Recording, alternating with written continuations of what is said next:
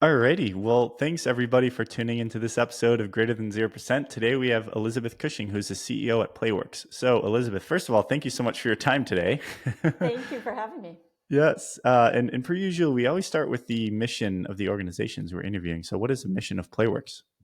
The mission of Playworks is to improve children's health and well-being by increasing opportunities for physical activity and safe, meaningful play. All right. I come from a sports background, so I'm really excited to get into this. But before we do, why you? Why is this something that you've dedicated a lot of your time and passions towards? Well, I grew up in rural Oregon in a family where community service, being active in our community, was kind of the way we lived. And I watched my parents be volunteers and be active members of church communities and civic organizations. And I feel like it's just in my DNA. And so when I graduated from college back in 1988, I felt kind of driven to get into social change and to figure out how to use whatever talents I have for a greater purpose. Went on a little bit of a journey, as 20 somethings do, through different jobs and different organizations, and eventually found myself working around in nonprofits that focus on children and women. Those were the places that I had the most passion. And I really found that by being someone who's willing to raise their hand and volunteer, even beyond my job description, whatever it was at the time, gave me the opportunity to learn a lot. And so Yeah. I gained experience by kind of offering myself whenever there was a new challenge or a new problem to solve. All right. Wow. And then what eventually led you to Playworks specifically? So I came to Playworks in 2004. So I'm Yep. actually going to Yeah. celebrate 20 years this year. Wow. And Congrats. Yeah. thanks. That was not my intention, but here I am. What I think what drew me was, at the time I was a mother of three, and I'm still a mother of three, but they were very little at that Yeah. time. And I really saw how much play was the space where they grew, where they learned, where they explored, where they took on challenges, and that it was so key to their healthy development. And the idea that kids deserve more opportunities to play, especially at school, that school isn't just about reading, writing, arithmetic, really resonated with me as a mom. And so I joined this organization when it was only a Bay Area based organization, and jumped in where I could just be useful with my experience from being in nonprofits, and then started raising my hand every time there was a new thing. And a lot has changed in those 20 years. Wow. Wow. So, health and well-being of children by increasing opportunities.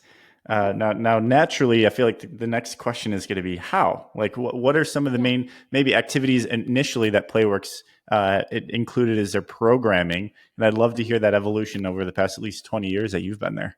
Yes. So Playworks primarily partners with elementary schools. Okay. And what we do is we come in and we either do this by placing staff actually full time at a school, or rotating between schools, or we train a Hmm. school staff. And we focus on recess and the practices of creating the conditions for every kid to get in the game. Hmm. And that includes physically setting up the playground with lots of game areas. And we're talking about things like foursquare and tag and wall ball, and also field games like soccer or basketball. And what we do is create an environment where kids can choose, they have agency, they can move between games, and we establish norms of how we treat each other when we're Yeah. playing. So Yep. when we're playing, if you and I are playing a game of foursquare and the ball hits the line and we are arguing whether the ball is in or out, our goal is to keep the game going.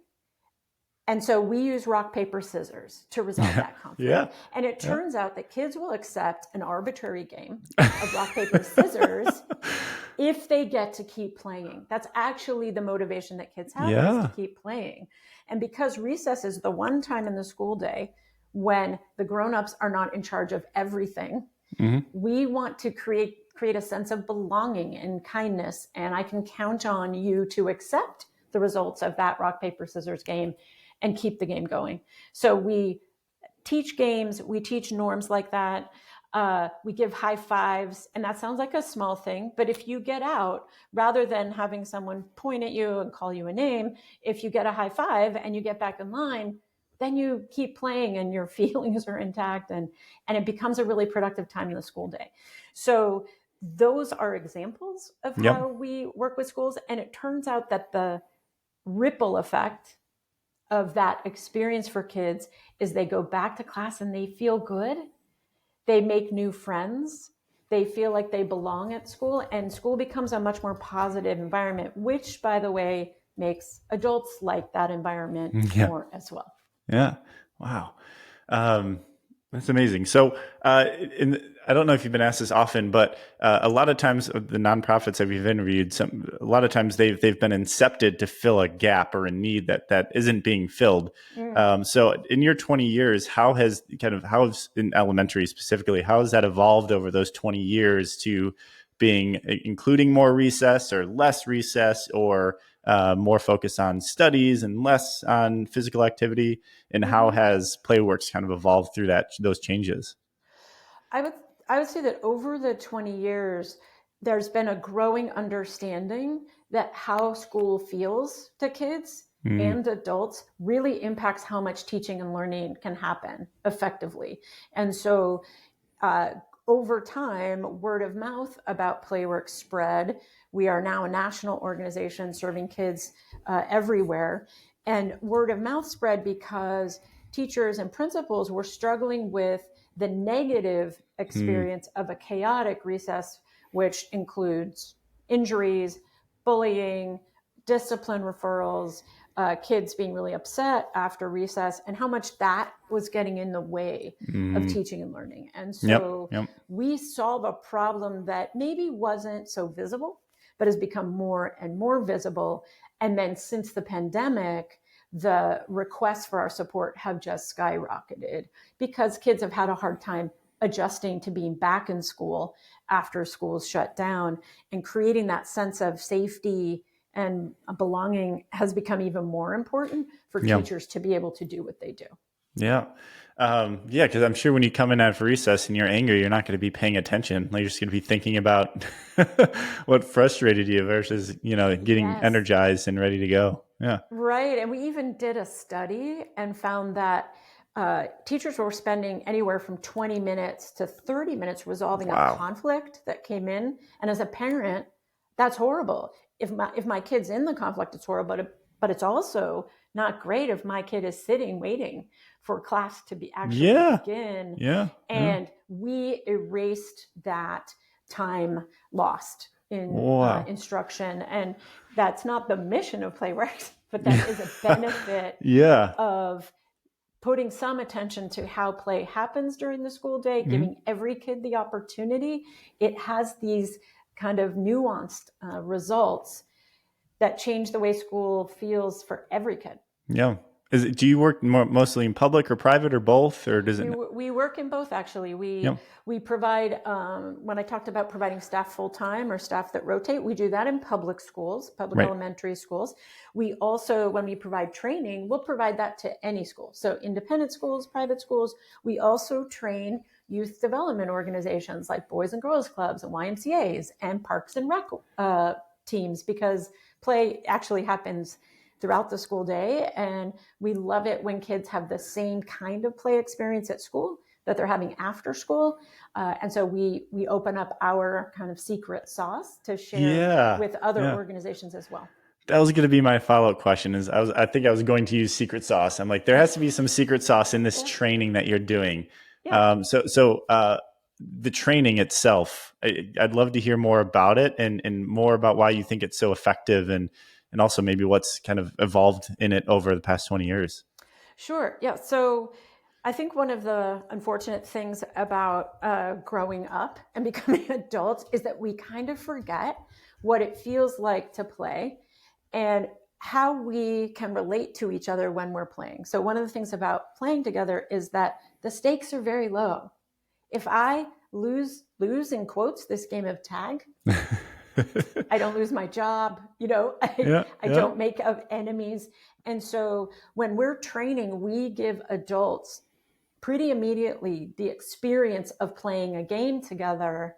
And then we debrief, what did that feel like?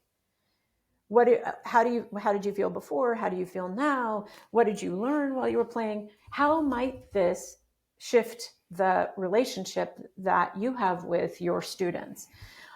Because one of the things that kids pay attention to is when adults get in the game, and this goes for parents as well. When parents get in the game with their kids, you are signaling that they are important. You're Mm, signaling that play is important, mm, and you're signaling that being an amateur at something, being not great at something, is okay. If it's fun, it's still worth doing. And so the relationship shifts between adult and child, teacher and student, when they play together. And so our training is very experience based, mm. and we just slow down enough to say, well, how might this particular game help build a sense of community in your classroom? Yeah. And so we're giving teachers kind of new strategies to try that are actually pretty intuitive. It's just that they're not typically part of teacher education programs. Yeah. Wow. And you mentioned with COVID that there's been a dramatic increase Mm. in the need for what you provide. And this is an assumption, but I'd love to hear if it's validated. In the age of technology, when people and these kids see just perfection in the world via their phones of what's kind of everyone's highlight reels, I'm sure that just creates even more pressure for it in their minds to not be okay to not be good at something. So is that Yes, translated at all to the recess, it or is it still has. too young? Yeah, It has.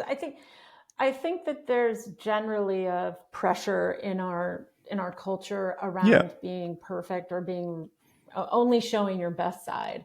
And yeah. so one of the things we do when we're on playgrounds, some of the games we play, part of the game is, oh, when you get out, be super dramatic about it. Like play with getting out. And then when you get out, you get to go over to this corner of the game and do 10 jumping jacks and do them as loudly as you can. Like we make getting out fun too, Yeah, yeah, to show that like it's still a game. The whole yeah, thing is a game. And I think that attention to that experience helps kids get a little more comfortable with not being perfect at everything. So we get messages all the time from teachers, and we also get them from families, not as frequently. And often when we get a message from a mom or a dad, what we hear is, my kid was so shy and wouldn't get in the game or didn't feel like they were welcome into the game, and your staff or the training you did at our school has changed the way they feel about the whole school day. So wow, they see a connection between the invitation to play and the authentic embracing of any kid in the game as an important condition for their child to enjoy school. And I feel like as a parent myself, that resonates. And I understand that the focus on making our schools better is a lot about academics. hmm, And I also would argue that these conditions are necessary for that investment to work. right, right. Wow, um, that makes total sense. Yeah, that's great feedback, and I'm sure that's motivating too in your position to hear that. It is. Yes. um, I feel like there's the alternative quotes that like stress means you care, and Mm. stress is sometimes important, maybe in certain levels of stress, and wanting to do good. Um, but I feel like that's kind of making this a black and white comparison. So, like, Yes. how have you seen um, that role like come out between children's development over time? Is like you want your kids to want to do good, right, and be motivated.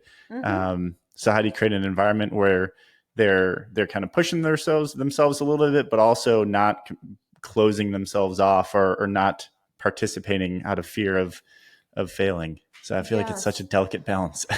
Well, so I feel like play is the perfect activity to actually get at that because it's low stakes, but also Yeah. because many of the games that we introduce to children are not games they've played before. Watch your back tag, Band-Aid tag, uh, and Rochambeau relay. And Ah, so they are immediately challenged to learn something new at the same time as their classmates, to try it on. yep. And then the thing about playing a game is that the players adapt. They adapt to each other, the players in the game today.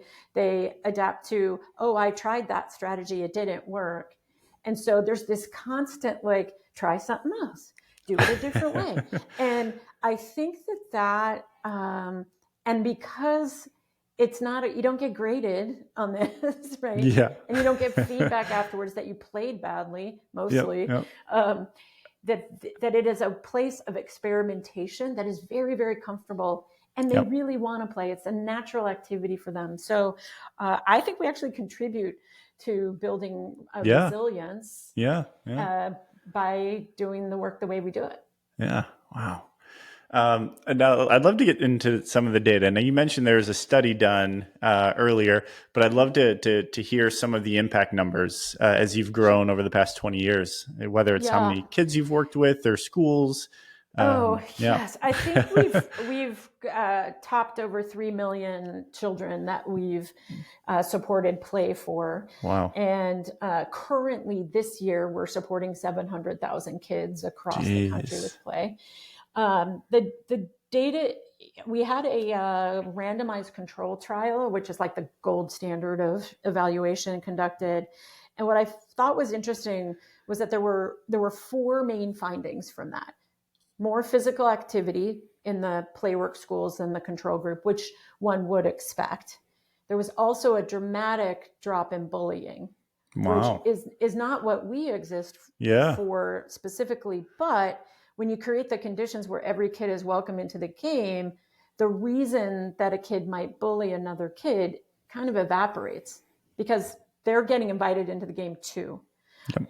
And so we create this welcoming basically environment on a foursquare court, and everyone gets to play. So that was the second one.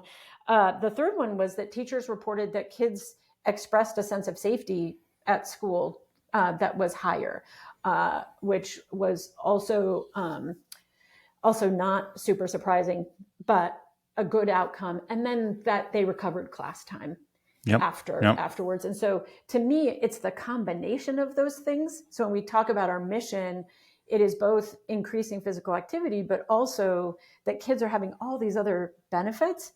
And that explains why so many schools come to us for help. Yeah. Wow.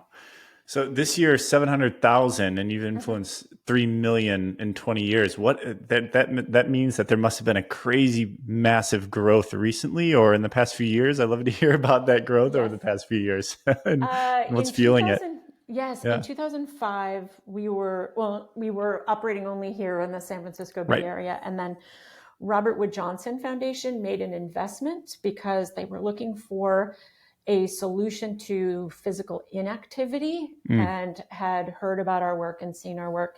And so we started growing the number of schools in other cities. So we operate now in 15 cities specifically, and we train schools everywhere. Right. And so there's been a lot of growth, and that, as a leader is challenging, but worthwhile. And really, I would say that the most impactful kind of moment in that growth came in 2015 when we realized that we care more about kids getting to play than we do about Playworks growing.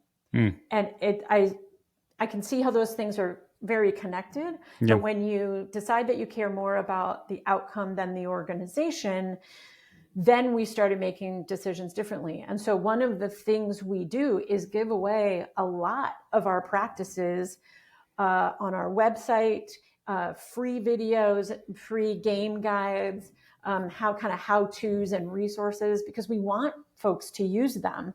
And we don't want to protect that information because it only would mean that fewer kids would be playing. So Yeah. we started making decisions like that. And that's been super exciting. Wow. Wow. Wow. Next 20 years, the big Yeah. question. Yes. Yes. I'd love to hear about the future plans. No, we have ideas. We really do. So one of my favorite ways of talking with our teams is that we know that play works for every kid. And so we want to make sure every kid has access to safe and healthy play. We could grow our own programs, the training, et cetera, but only so far. Mm-hmm. There are logistics and financial limitations to how much we can do. So we have started partnering with the Boys and Girls Clubs, the YMCAs, Campfire, and sharing what we know with those out of school time organizations and certifying them, like giving them a badge of certification, Yeah. so they can run Playworks during the school day. So we are essentially opening up our playbook and even creating a competitor in the space because there are so many kids. There are so many schools. So we have been doing this for about 5 years. Mm-hmm. It's working really well. We currently have 9 partners doing it in multiple states. We're going to double that next year. And my dream over the next 20 years is that we actually get to every community with a partnership with their local youth development organization, because those organizations are going to stay in those communities forever. And so let's form a partnership where they're using practices that work, that we know work, Yeah. and getting to more kids. Wow. Wow. That's It's amazing. ambitious. Yeah. It's very ambitious. Yeah. Yeah. Wow. So for the past few years that you've been doing that, how are you able to track it the same way, just based on Yes. how many, kids those specific organizations are serving? Yes, the number of kids, but more importantly to me, the quality of the actual programming. So we Yeah. use the Yeah. same measurement. We have a measurement that's been externally validated called the Great Recess Framework, Mhm. that one can take and observe a recess and say, yes, this is happening or not happening. So we use that in those partner schools. And we also do an annual survey of the teachers in those schools, just like we do our own. And the first time we compared the results from our partners and our own programming, we held our breath for a second, and then they have the same results. They have the Wow. same feedback. And so that to us is what really matters, is that the quality of what's happening on those playgrounds is the same as what Playworks can deliver ourselves. So now we're focused on expanding that kind of partnership so that we can achieve our one-day vision of every kid. Wow. That's a good transition to engagement. So people that are listening, what type of engagement are you looking for? It sounds like partnerships is definitely one, Yes. but just from just the normal individual person who's listening and wants to get involved as well. So a span of different types of engagements. I'd love to hear what you usually chat about. Yes. So if you can go to playworks.org. I would say the first thing we would ask you to do is to play. Play with the kids in your life. We have a free game guide you can download. We have free videos. Just try it on. And I'll say one of the things that we do inside Playworks with grownups is we start all of our meetings with a check-in question. And the check-in question is not, how are you doing? The check-in question is something like, what was your first concert? And it turns out that the relationships that we build through those check-in questions actually improves the quality of the meeting. It's not just for fun. It's also that we are creating a community of people who care about each other and then care about the work we're doing together. The second thing I would say is, if you want your school, if you have kids in elementary school and you would like them to potentially have Playworks brand of playing, you can invite us to provide information, come to your school, etc. We can serve any school anywhere. So that is also available on the website. And then if you are related to or connected to an out of school time organization in your community and you're curious about this partnership model, same thing. Reach out to us. We'll come talk to you. We will work with anyone who believes in the power of play to bring out the best in every kid. Wow. Wow, that's amazing. So people that are listening, there's a lot of different ways for you to get engaged. My kids are 1 and 2 years old, respectively, so they're getting close to that. But I'm gonna check out the website and see if there's any games that I could be playing with my little nuggets, because we're Mm, always, as I'm sure parents, newish parents are always looking for different fun things to do as their kids keep growing up and able to do new things. Wow, perfect. wow. Have fun. Thank you. Well, is there anything you want to leave us with, or anything we didn't cover that you want to make sure to mention before we wrap up here? I would just add that playing is the way that we build relationships, actually. It's a very natural human way to do that. And the more we're able to relate to each other, and the more children learn that when they're young, the better off our communities are. Yeah. And so I just encourage your listeners to look for where play is happening, jump in the game, recognize that that's how we're going to take care of each other. And the kids deserve that. So I hope there's a whole lot more play that goes on now after you and I have talked. Yeah, me too. Me too. Well, thank you so much for your time, Elizabeth. I really appreciate it. We're honored to share the work that you're doing. 3 million this year is amazing, the impact. So folks that are listening, get engaged, and as well as the organizations. I know we've interviewed a bunch of after school organizations here. So if you're listening as well, reach out and we'll make sure to get you all connected. So thank you again, Elizabeth, and enjoy the rest of your day. Thank you. I enjoyed it. Thank you.